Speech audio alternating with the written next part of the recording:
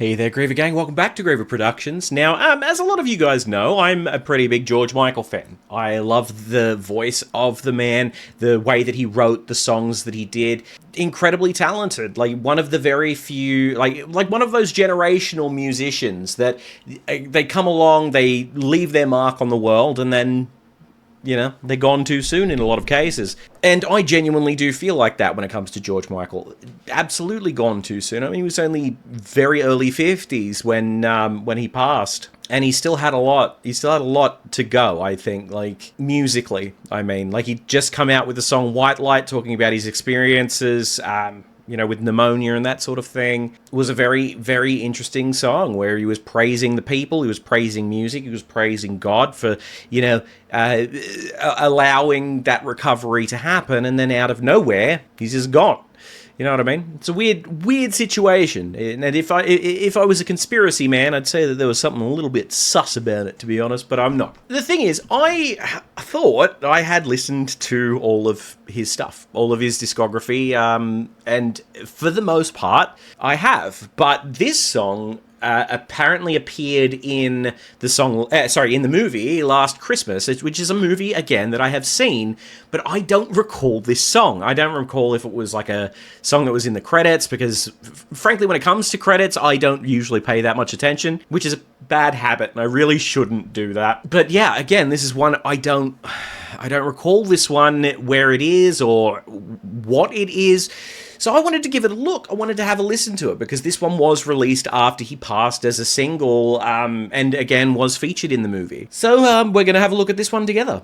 Before we begin, please do leave a like on the video. It really does help. If you have not subscribed, I'd appreciate it if you did so. But without any further ado, let's have a listen to George Michael singing This Is How, and in brackets, we want you to get high.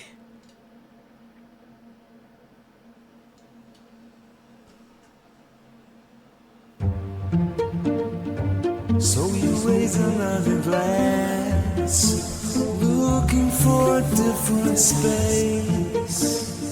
I was leaning on the grass, Wow. dreaming of a sunnier day, oh, that never came. How could it have be? Well, the present meets the past. It's hard to be more than we've seen.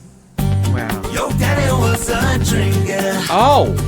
Just kept drinking till the jokes he was thinking sounded true. Oh my God. Oh God.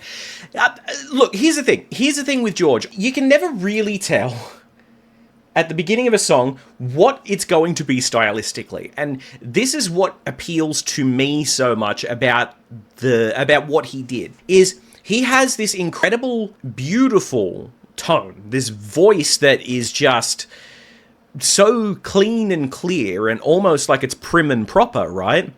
With hardly any training to it, if any at all. Yet somehow musically, the man was an absolute genius. Now, I know that this is going to be a strange comparison, right? But I remember talking to an absolute legend by the name of Frank Ifield. Very few people on this channel will remember Frank Ifield, but the singer of the song I Remember You, a yodel number, which was very, very incredible. I had the opportunity of working with him years ago, and unfortunately he has passed now. If anybody, any of his friends or family see this, I'm so sorry for the loss, because the world lost an incredible, incredible man that day. But I remember having a conversation with him about Roy Orbison specifically. And again, this is going to be a strange comparison. What Frank said to me, and I don't remember the exact context, I don't remember if this is because of a conversation he had with Roy, but I do know that he met Roy a couple of times at least. But he was saying that something that was so interesting about Roy Orbison's music is that he understands music and understands the rules, but also doesn't understand why you can't break those rules. And that kind of philosophy brought a whole number of really interesting songs, and it really changed the way It really changed up those chord progressions of a lot of the songs that Roy Orbison was releasing. And I feel like that's a very similar case here, where George, it may very well be a case of he absolutely knows music, right? I don't know, but if anybody was close to him and sees this and would like to discuss this with me, I would love to hear it. But I don't know whether it was a case of he understood music so well, but had that same philosophy of why can't you break the rules, or if it was a case of he had fundamental knowledge of it, didn't go too deep into the knowledge of it, and just decided, no, these chords sound good together, and therefore I'm going to do this. Or this beat sounds really interesting, so I'm going to do this. I don't know. I would really love to have that conversation with somebody who knows. Just kept drinking till the jokes he was thinking sounded true. Your mama was a thing, girl. She just wasn't thinking on the day that you looked at him and said, I do. Wow. I will always try to get my life together. I guess we always knew that it would be stormy weather. This is how we Wow. get high. And that's another point too. The range. You never know what range he's going to use here. That really low. I always loved that low tone that he used, especially in the song Outside, where he starts that really low, think I'm done with the sofa, think I'm done with the hall. Like, it was such a low thing that nobody had really heard from him before, and it was like, where the hell did this come from? And he's done a similar thing here, and I think that's just wonderful. We always knew that it would be stormy weather. This is how we want you to get high, the way that we show you, the way that we told you was decent. This is how we want you to get high. This is how we want you to get by. My daddy was a toga, just kept smoking till the jokes he could tell got very blue. My mama was a joker, yes she was a hippie, and I guess she was tripping on a high loving you. 'Cause I will always try to get my life together. Wow. I guess we always knew that it would be stormy weather. This is how we want you to get high, the way that we show you, the way that we told you was decent. This is how we want you to get high. This is how we want you to get by on your sorry lives. Wow. Take another.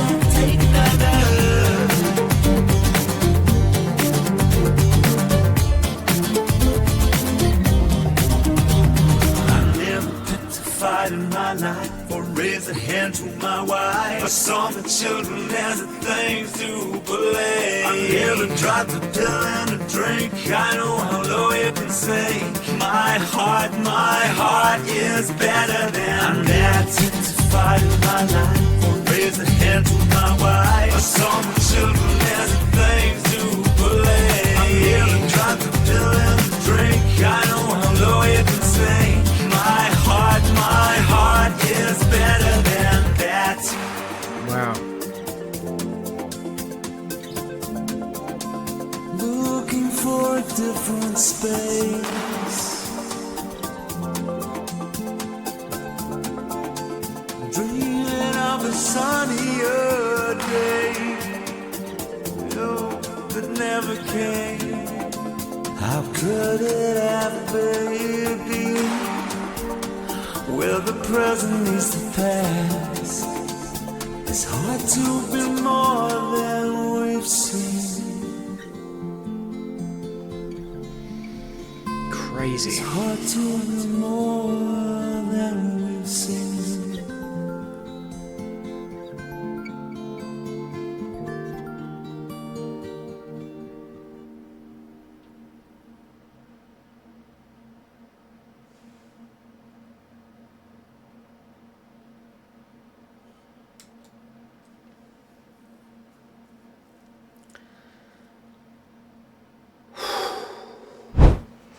Wow.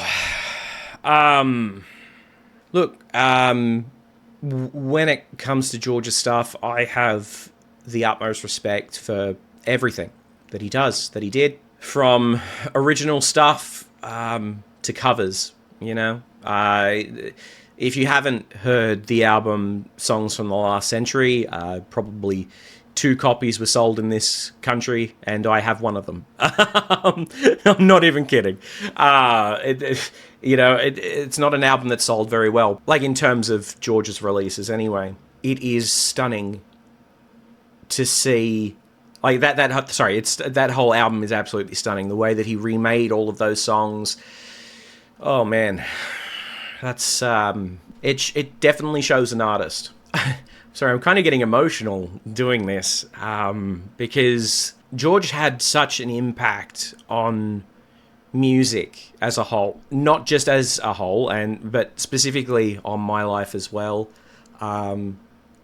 As I get older, it's funny because I see myself relating to different eras of George's music. Like, you know, as a late teenager, early 20s, it's like, okay, you know, you're feeling that that sort of Faith era, you know, and before that, you know, you're feeling the Wham era. And then later on, it's that feeling of older where if you listen to that song, it's like, look, I'm so done. I'm so done with so many things. And then Patience almost, like, the Patience album almost for me feels like that revelation of, all right, I'm done through that depressive stage of my life, and I'm actively pushing through it. You know, that's very much how it relates to me, and that's not going to be the same for everybody. It's not. That's very much a personal anecdote of George's discography and the way that it reacts with me, right? And then to hear this, which was released after his passing, and is such a brilliant song. Like, I'd love to know how much of it was actually done, like how much of it was finished by the time he passed. George is notorious for being able to get into a studio and sing a song once and be done.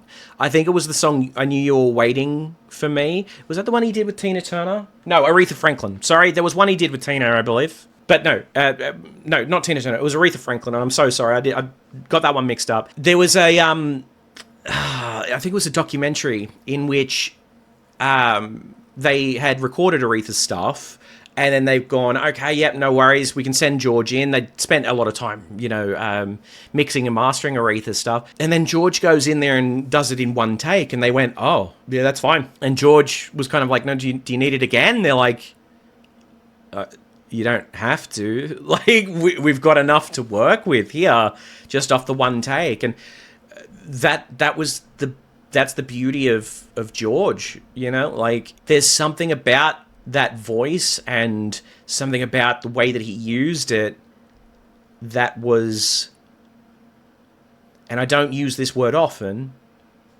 perfect. And I love the lyrics too of this. It is so good. If you really dive into the lyrics of George's songs, they tell so many stories, not just the one. It's so many stories in one. You know, songs like My Mother Had a Brother, which is this big, you know, in-depth song regarding his uncle being gay, and then he, you know, the passing of his uncle the same day that he was born, that George was born, him coming to terms with him being gay as well. The story behind it is so deep. There's so much there. There's so much depth in that story that, like, I'm not gay and I don't relate in that sort of a way, but I imagine there are a lot of people that do relate in the story that he told. And he was one of the first people to really put his life in the songs the way he did. But then again, you dive into songs like Cowboys and Angels. He spoke about that song being written about basically this love triangle that he was in, and it's an incredible song, musically and lyrically, you know? Like, it's just... This was brilliant. I wish I'd got to meet him. Genuinely. One of my absolute heroes, George Michael. And a large part of that reason is a large part of the reason for that is because he was so unapologetically himself. Always, you know, even after. I mean, I say that, right? But Faith era and previous, he was trying to, you know, be what everybody else wanted him to be, and then he released Freedom, realizing that that was not the right move, you know. And what an iconic thing. And I think I've said this in a video regarding George before. There was another documentary or something on George where somebody said about George and his kind of issues with Sony Music, right? Sony didn't miss out, and George didn't miss out. It was the consumer that missed out when all of that was going on, because he wasn't writing. He didn't want to write. He was contracted to this an insane contract, and didn't want to be there anymore. And I think that's very true. I think there could have been a lot more. I think George could have released a lot more music, but having said this, would it have been as impactful? Would it have been as emotional as the stuff that he released? I guess we'll never know. Anyway, that's enough for this one. Thank you guys so much for watching. Like a favorite if you enjoyed. Subscribe. Do all that sort of thing. I'll see you next time. Bye for now. Thank you so much for watching. If you like what we did here today, you can join us over on Patreon for as little as $3 Australian per month. By doing so, you will join the absolutely wonderful people here. Also, if you're into gaming, I have a gaming channel, Griever Gaming, which you'll find the links to both the Patreon and Griever Gaming in the description below. Bye for now.